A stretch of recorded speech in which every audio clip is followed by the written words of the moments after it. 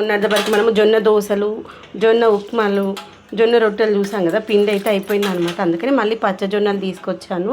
పచ్చజొన్నలు తీసుకొచ్చి నేనైతే మంచిగా ఒక 5-10 నిమిషాలు నీళ్ళలో నానబెట్టేసి కడిగిన తర్వాత ఆరబోసి ఒక 4-5 రోజులు మంచిగా ఆరిన తర్వాత అప్పుడు పిండి పట్టిస్తాను అనమాట.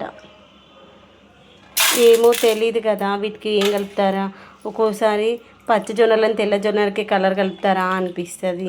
ఏది అర్థం కాదు. కానీ పచ్చజొన్నలు అయితే ఆరోగ్యానికి చాలా మంచిది. అలానైతే పచ్చజొన్నలే తీసుకొస్తున్నాను వీలైనంత వరకు. పచ్చజొన్నలకి వీటికి కొంచెం ప్రైస్ వేరియేషన్ అయితే ఒక 25% వరకు ఎక్స్ట్రా ఉంటుంది. కానీ ఇది మనకి చాలా అంటే చాలా ఆరోగ్యానికి చాలా మంచిది అనమాట. మనకి కొంతమంది చేదుగా ఉంటుంది అనుకుంటారు కానీ అస్సలు ఏముండదు. నాకు ఇది పచ్చజొన్నలతో రొట్టెలు, ఉప్మాలు, ఇడ్లీలు తిన్నాక మళ్ళీ వైట్ తెల్లగా ఉన్నటువంటి జొన్నలతో రొట్టె తినాలనిపించట్లేదు. మనకు గోధుమ రవ్వ బయట దొరుకుతాయి కదా, దాంతో ఇడ్లీ కూడా తినబుద్ధి అవుతలేదు తెలుసా. ఉప్మా కూడా బయట దొరికేటువంటి ఉప్మాలు కూడా తినాలనిపించట్లేదు. ఇవి అంత బాగా అనిపిస్తాయి. ఒక్కసారి మనం వాటి టేస్ట్ అలవాటు పడిపోయినాం అనుకోండి, అంత బాగుంటుంది. మీతో ఒక ముచ్చట చెప్పాలా. నిన్న మేము బయటికి వెళ్ళాము. వచ్చేటప్పుడు మధ్యలో ఆగి పానీపూరి తినాలనిపిస్తే ఆగాము.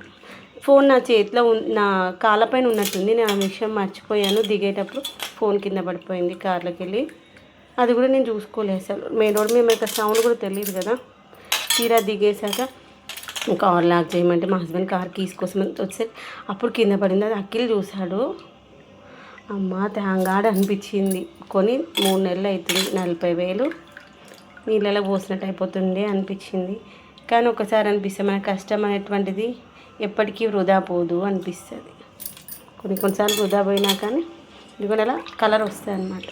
కానీ పచ్చజొన్నలు, తెల్ల జొన్నలు వేరియేషన్ అయితే కనిపిస్తుంది. ఇదిగోండి.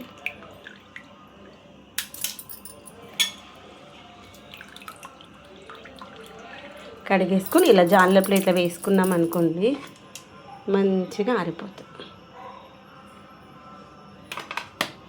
2 kgs తెచ్చాను. 1 kg వరకు మాత్రమే ఆరబెట్టుకున్న తర్వాత మళ్ళీ పట్టించుకుందాము. ఒక్కసారి పట్టించుకుంటే తినాలన్న ఫీల్ రాదు, పిండి జిగి కూడా పోతుంది. అందుకని లేదు అంటే మిక్సీలో పట్టేసుకున్నామంటే 3 రకాలు వస్తాయి. పిండి వస్తుంది, ఉప్మా రవ్వ వస్తుంది, ఇడ్లీ రవ్వ వస్తుంది.